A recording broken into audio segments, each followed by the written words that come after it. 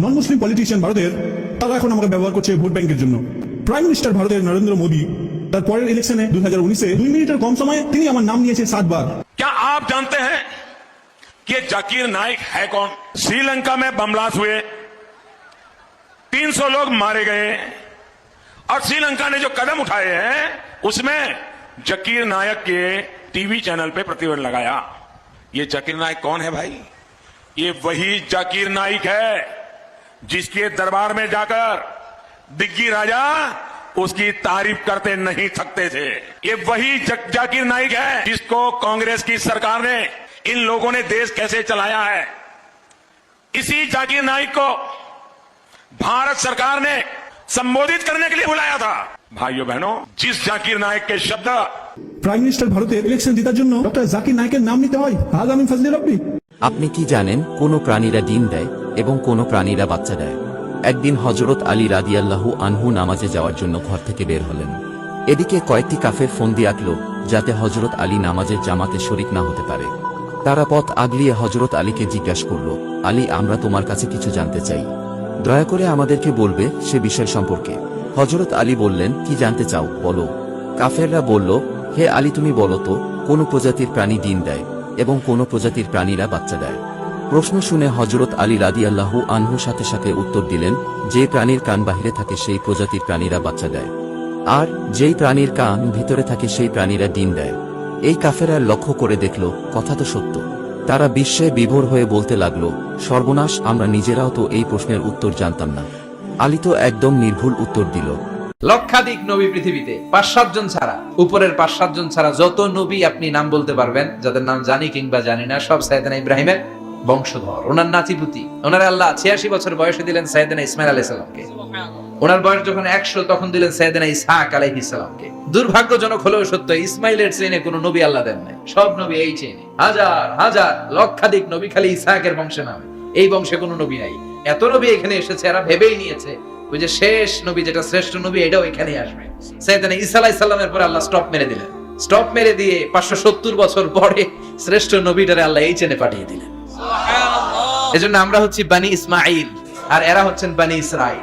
এরা নবী পেতে পেতে এই প্রজন্ম অহংকারী হয়ে উঠেছিল আর গালি দিচ্ছিল এই চেইনটা আটকুরা চেইন, আর শ্রেষ্ঠ যে নবীটা আসবে সেটাও এই চেনে আসবে। আল্লাহ কয়, না, আমি খেলা উল্টায় দিব। শেষ নবী আল্লাহ তাআলা সাইয়েদনা ইসমাইলের চেইনে পাঠিয়ে দিয়েছেন। চিৎকার করে পড়েন আল্লাহু আকবার। बिस्मिल्लाहिर्रहमानिर्रहीम। ए इंसानों, आज मैं आपको परेशान करने आया हूँ। मैं यहाँ पर आपके ज़मीर को झिझोड़ने के लिए आया हूँ और आपकी आंखें खोलने आया हूँ। इस्लाम के इस कदीम शहर में ऐसे लोग हैं जो भूखे सोते और जागते हैं। क्या आपको सुकून की नींद सोते शर्म नहीं आती? मुसलमानों के शहर में अगर एक भी शख्स भूखा रहे तो पेट भरना और पेट भरकर सोना बड़ा ऐब है। एक दिन पैगंबर सल्लल्लाहु अलैहि वसल्लम ने घर में भेड़ ज़िबह की। हजरत आयशा ने उसकी टांग के सिवा सारा गोश्त पड़ोसियों में बांट दिया। जब पैगंबर घर आए तो उन्होंने पूछा कि भेड़ का कितना गोश्त बाकी बचा है। हजरत आयशा ने जवाब दिया, एक टांग के सिवा कुछ भी बाकी नहीं रहा। पैगंबर ने उनसे कहा, इस टांग के अलावा हर हिस्से पर हमें सवाब मिला। हमें इस मिसाल से सबक लेना चाहिए और गरीब गुरबा और भूखों का ख्याल रखना चाहिए। हम जिस शहर में रहते हैं इसमें कोई भूखा नहीं रहना चाहिए। ना भूलिए, আস্তাগফিরুল্লাহাল্লাযী লা ইলাহা ইল্লা হুয়াল হাইয়ুল কাইয়্যুম আতুবু ইলাইহি। বিষ্ণু বলেন, এই ইস্তিগফারটা যদি কেউ পড়ে, আত-তাওয়াল্লি মিন ইয়াউমিজ যাহাফ, যুদ্ধের ময়দান থেকে পালিয়ে আসা কবিরা গুনাহ। কি গুনাহ? কাফেরদের সাথে যুদ্ধ। আমি তাগড়া যুবক, তলোয়ার নিয়ে নেমেছি, আমার দেহের এক ফোঁটা রক্ত থাকা পর্যন্ত আমি যুদ্ধ চালিয়ে যাব, আমি ফিরে আসতে পারবো না। আইনটা কার? ফিরে আসলে কবিরা গুনাহ। বিশ্বনবী বলেন, যুদ্ধের ময়দান থেকে ফিরে এসেছে এরকম কবিরা গুনাহ অবলম্বনকারীও যদি আস্তাগফিরুল্লাহাল্লাযী লা ইলাহা ইল্লা হুয়াল হাইয়ুল কাইয়্যুম আতুবু ইলাইহি পড়ে, ওই কবিরা গুনাহকারীকেও ক্ষমা করে দিবে কে? কোরবানি করার সময় পশু জবাই করার সময় একটা ভুল কেউ করবেন না। যদি একটা ভুল কেউ করেন পশু জবাই করার সময়, তাহলে তাদের কোরবানি বাতিল হয়ে যাবে। জবান খুলে বলেন কয়টা ভুল? একটা ভুল কেউ করতে পারবেন না। জবাই করার পরে গরু যেন খুব দ্রুত নিস্তেজ হয়ে যায়, এই জন্য দেখবেন গরুকে ছুরি দিয়ে যেখানে জবাই করা হয়েছে সেখানে আঘাত করে। এই মিস্টেকটা অনেকে করে। কেন করে? তারা চায় যে গরু খুব দ্রুত মারা যাক এবং আমরা খুব দ্রুত কাজ শুরু করতে পারি, চামড়া ছিলতে পারি, গোস্ত কাটতে পারি, তারা এই জন্য কাজটা করে। কিন্তু এটা এমন একটা মারাত্মক জঘন্যতম অপরাধ যে এর কারণে গরুটা জবাই হয় না, বরং হত্যা হয়ে যায়। আর বলেন, গরু জবাই না করে আমরা যদি গরুকে হত্যা করি তাহলে কি আমাদের কোরবানি আল্লাহর কাছে কবুল হবে? কখনোই আমাদের কোরবানি কবুল হবে না। এই জন্য একথা সুস্থ। আল্লাহু আকবার কবীরা। আল্লাহ কাছে যাওয়া আপনার টার্গেট। দিচ্ছে না কে? শয়তান। জোরে বলতে হবে, দিচ্ছে না কে? শয়তান। এখন শয়তান মশাইরে জিজ্ঞেস করলাম, তুই এত জালাস কেন? একটু খেয়াল করবেন, তুই এত জালাস কেন? আমি কি তোর সম্পদ মাইরা খাইছি? শয়তানে বলে যে না। আমি কি তোরে গুতাইছি? তো বলে যে না। আমি কি তোর কোনো ক্ষতি করছি? সে বলে যে না। তো আমারে জালাস কেন? আমার সাথে তোর শত্রুতা কোথায়?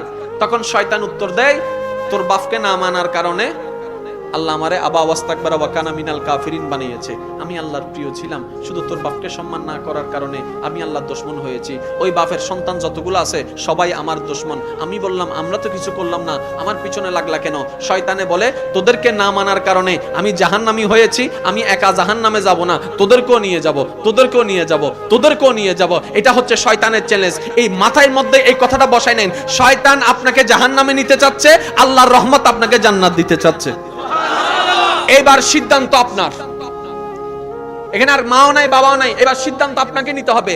আপনি কি শয়তানের ফাঁদে পড়ে জাহান্নামের আগুনের দিকে যাবেন, নাকি আল্লাহর রহমতের শুকরিয়া করে আল্লাহর রহমতের জান্নাতের দিকে যাবেন? সিদ্ধান্ত আপনার। তর্কর দরকার নাই, ঝগড়ার দরকার নাই, দোষের দরকার নাই, এটার দরকার নাই, সেটার দরকার নাই। নিজের মনকে প্রশ্ন করেন, আমাকে খাওয়াই কে? মন উত্তর দিবে আল্লাহ। আমাকে দেখার চোখ দিয়েছে কে? উত্তর দিবে আল্লাহ। আমাকে ধরার হাত দিয়েছে কে? উত্তর দিবে আল্লাহ। আমার চলার পা দিয়েছে কে? উত্তর দিবে আল্লাহ। আমার পরিবার দিয়েছেন কে? উত্তর দিবে আল্লাহ। থাকার জমিন দিয়েছেন কে? উত্তর দিবে আল্লাহ। যখন আপনি নিজেকে প্রশ্ন করবেন, আমার সমস্ত কিছু উত্তরদাতা, আমার সমস্ত কিছু দান করনেওয়ালা আমার আল্লাহ, সুতরাং আমি আল্লাহকে ছেড়ে তো অন্য কোথাও যেতে পারি? এই আপনি আস্তে আস্তে আল্লাহর প্রিয় বান্দা হওয়া শুরু করবেন।